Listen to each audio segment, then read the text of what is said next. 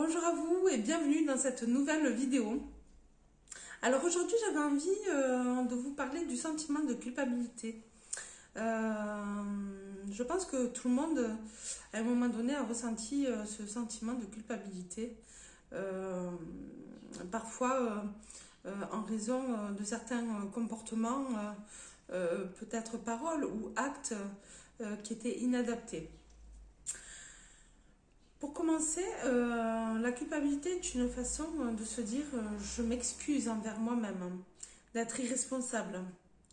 Car la responsabilité n'est pas seulement être adulte, mais aussi elle signifie que l'on est pleinement aligné et capable de reconnaître ses torts. Les excuses sont de mise lorsque nos torts sont là pour nous faire comprendre que nous avons un mécanisme d'auto-sabotage.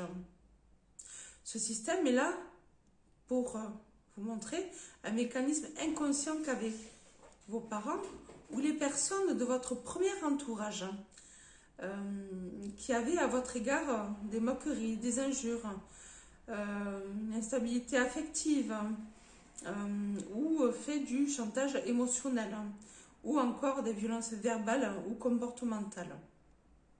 La clé pour en sortir est de se valoriser, de se montrer de la satisfaction, de prendre soin de soi. Le bon comportement révèle de belles pensées. La foi permet objectivement, c'est mon chat, je crois qu'elle a un sentiment de culpabilité aussi. Très bien, je continue. Donc la foi permet objectivement de prier et de mettre en lumière nos défauts les plus gênants pour autrui et qui sont délétères pour nous et pour d'autres.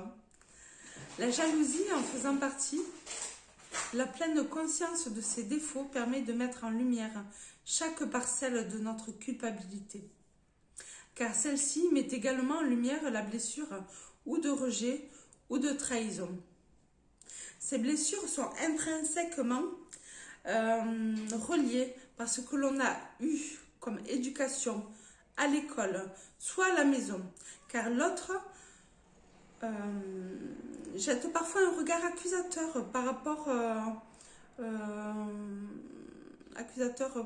par soit manque d'élégance, soit par incompréhension.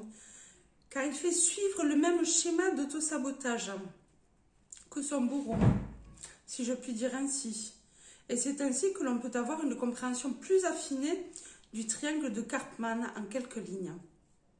J'ai développé une théorie selon laquelle Karpman est un victimisateur et ne laisse pas de place.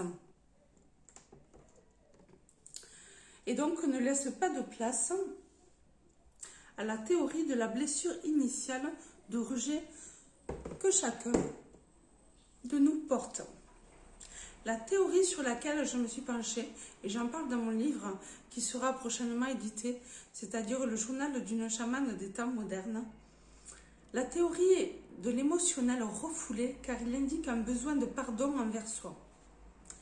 La mesure du pardon reflète nos expériences de vie. Voici.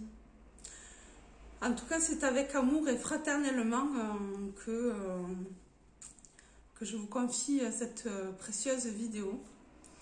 J'espère que cela vous aura plu et je vous dis à très bientôt. Merci de votre fidélité, de vos j'aime et je vous dis à très bientôt. Au revoir.